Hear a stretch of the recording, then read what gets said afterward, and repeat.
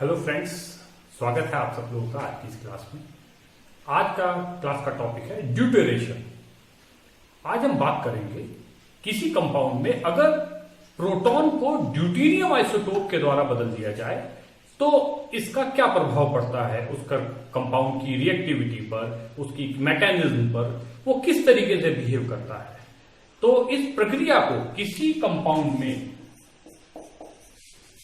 Proton को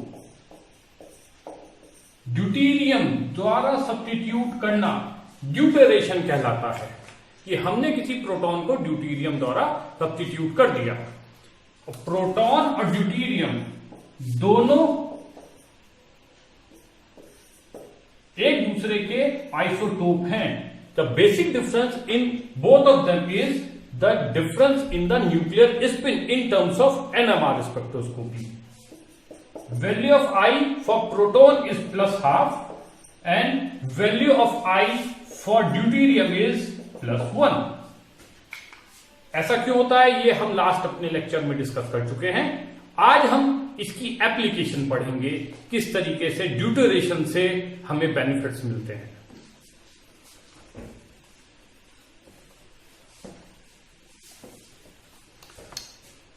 दोस्तों, deuterium labelled compound are widely used as research tool in chemistry. ये बहुत ही इंपॉर्टेंट प्रेजेंट सिनेरियो में और फ्यूचर के लिए यूज किया जाने वाला टूल है। डिटर्मिनेशन ऑफ रिएक्शन मैकेनिज्म ये बहुत पहले से ही इस्तेमाल किया जाता है। Deuteration has a lot of applications as for example, पहले तो प्रूविंग ऑफ रिएक्शन मैकेनिज्म, ये पहले भी करते थे और आज भी कर रहे हैं। अब तो नई रिसर्च इसमें आई है, उसके बारे में आगे मैं डिस्कस करूंगा। दूसरा, determination of the structure of the compound in NMR spectroscopy, ये आज दो टॉपिक आज हम अपनी क्लास में पढ़ेंगे। इसके अलावा investigation of pharmacokinetic properties of the given compound and as internal standard in mass spectrometry, इसके अलावा प्रोटीन के स्ट्रक्चर का आइडेंटिफिकेशन। तो इस तरह से बहुत सारी एप्लीकेशंस हैं, पर आज हम लोग दो मेन एप्लीकेशंस पे फोकस करेंगे। पहला है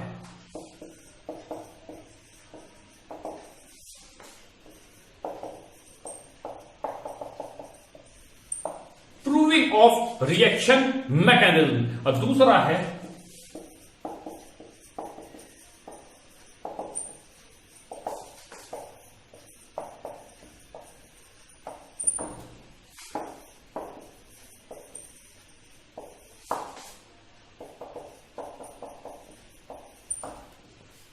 determination of structure of the compound in NMR spectroscopy.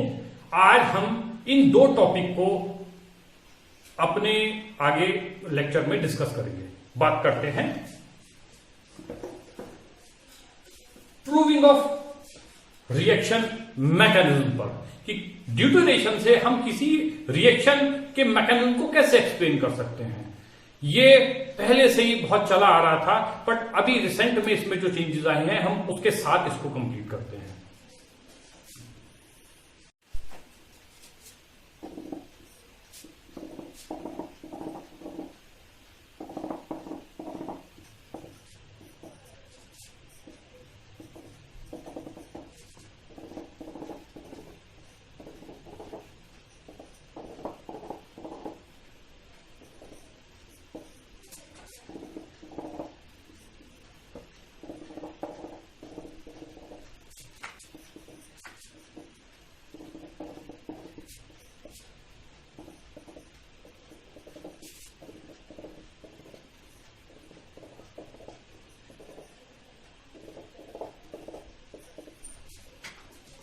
जैसा कि हम इन दो रिएक्शन में देख सकते हैं। रिएक्शन फर्स्ट में जब हम प्रोटॉन को किसी फंक्शन के द्वारा सब्स्टिट्यूट कराते हैं तो वो रिएक्शन फास्ट होती है। This step is faster than second one. और जब हम उस हाइड्रोजन की जगह ड्यूटेरियम लगा के उसका सब्स्टिट्यूशन सेम फंक्शन उससे कराते हैं तब हमें उस रिएक्शन का स्पीड स्लो मिलती है। तो ये काइनेटिक्स मैकेनिज्म के बेसिस से हम इसको डिटरमाइन कर सकते हैं कि किस रास्ते से मैकेनिज्म प्रोसीड करेगी, कौन सा मैकेनिज्म कौन सा पाथ फेवरेबल होगा। तो ये हमें मैकेनिज्म डिटरमिनेशन के लिए बहुत ही इंपॉर्टेंट रोल प्ले करता है ड्यूरेशन। इसके अलावा in present scenario according to new research it has been observe an inverse kinetic isotopic effect. जो यहां पर अगर हम इसका काइनेटिक आइसोटोपिक इफेक्ट चेक करते हैं तो ये आपका pH डिवाइडेड बाई P ड्यूटेरेटेड, इसकी वैल्यू जो अलग आती है, जो वैल्यू आती है उससे मैकेनिज्म का निर्धारण किया जाता है। लेकिन जो अकॉर्डिंग टू न्यू रिसर्च ये KIE या काइनेटिक आइसोटोपिक इफेक्ट ये रिवर्स हो जाता है, जिसको हम बोलते हैं inverse kinetic isotopic effect.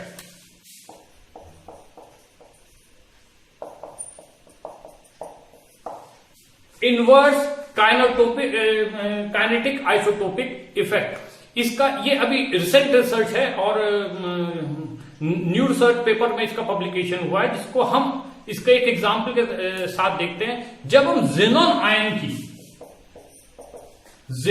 Ion की एक नॉर्मल अमोनिया और एक ड्यूटेरेटेड अमोनिया के साथ रिएक्शन देखते हैं तो इनके रेट में फर्क आ जाता है। अगर जेनन आयन की रिएक्शन हम एक प्रोटोनेटेड अमोनिया के साथ देखते हैं और दोबारा इसकी रिएक्शन ड्यूटेरेटेड अमोनिया के साथ की जाती है, उस केस में अगर अमोनिया के साथ रेट R1 है तो ड्यूटेरेटेड अमोनिया के साथ इसका रेट नियरली 3 टाइम्स हो जाता है, 3R1। तो इस तरीके से हम ड्यूटेरेशन के द्वारा किसी भी ऑर्गेनिक रिएक्शन या किसी और डिफरेंट काइंड ऑफ रिएक्शन का मैकेनिज्म पाथ स्टडी कर सकते हैं। अब हम नेक्स्ट बात करेंगे इन NMR।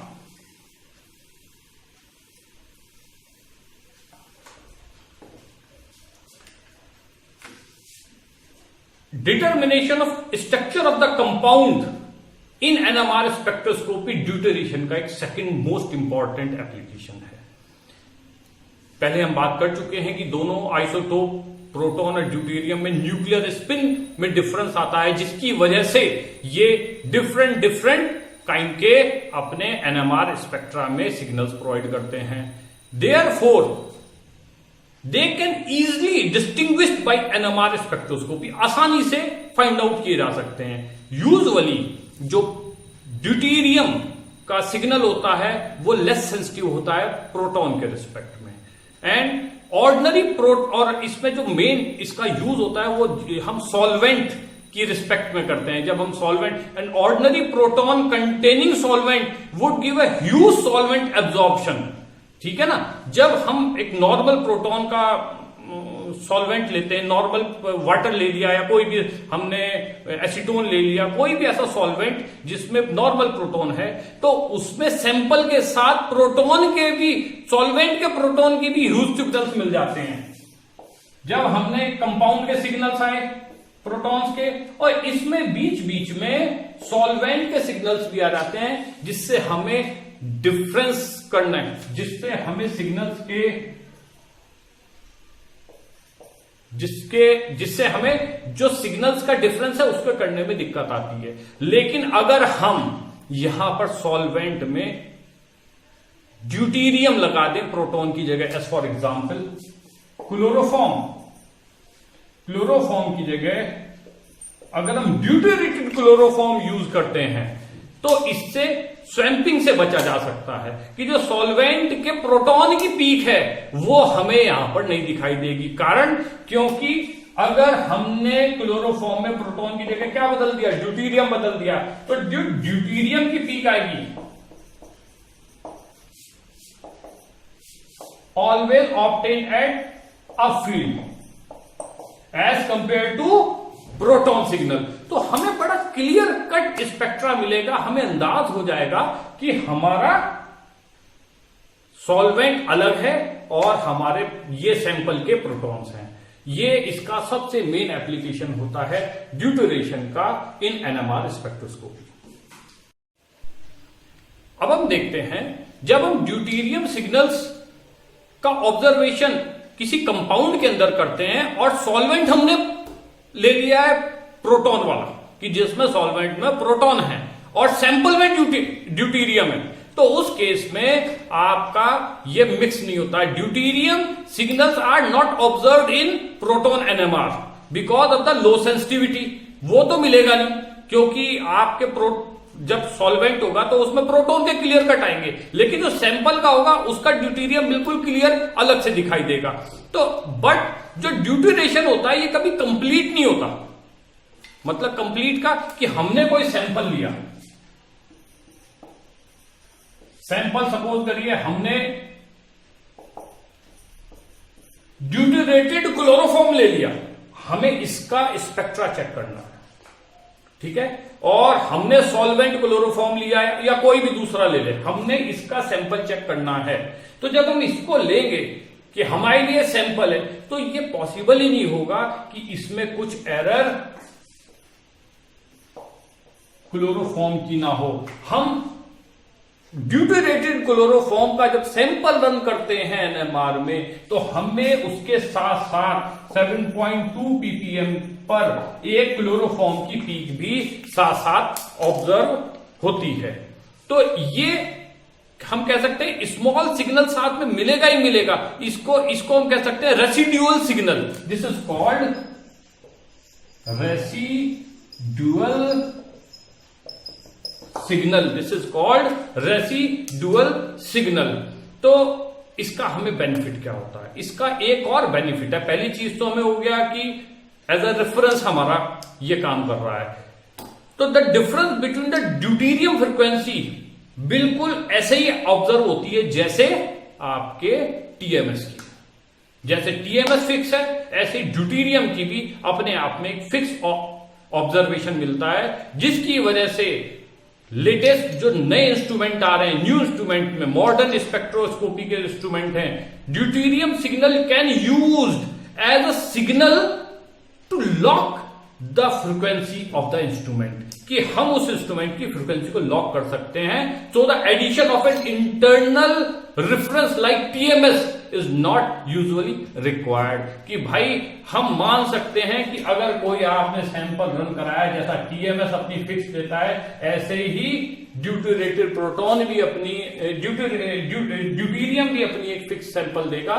और क्योंकि इनकी और इनकी हमें पहले से स्टैंडर्ड पता है कि हमें फिक्स है कि ये चेंज नहीं होता, तो इसके बेसिस से हम इनकी वैल्यू, मतलब दूसरे सैंपल की, अपने जो कंपाउंड और मिक्सचर में और दूसरे प्रोटॉन्स हैं, उनकी हम एग्जैक्ट वैल्यू निकाल सकते हैं। या हम कह सकते हैं इंस्ट्रूमेंट को स्टैंडर्डाइज करने का भी ड्यूटीरियम का सिग्नल काम करता है। ये सिंपल तरीके से हम कह सकते हैं इस चीज को। इसके अलावा हम इसकी दूसरे एग्जाम्पल पे गौर कर सकते हैं। मेन इसका एक और एग्जाम्पल हम लोग देखते हैं, वो है प्रोटीन के स्ट्रक्चर में। प्रोटीन के स्ट्रक्चर्स में डिफरेंट तरीके से, जैसे फोल्डिंग पाथवे होता है प्रोटीन का, फोल्डिंग पाथवे की स्टडी हम ड्यूटीरियम एक्सचेंज से कर सकते हैं। इसके अलावा कन्फर्मेशनल जो चेंजेस आते हैं प्रोटीन में, उनकी हम स्टडी कर सकते हैं। प्रोटीन इंट्रैक्शन की स्टडी की जा सकती है ड्यूटीरियम एक्सचेंज से।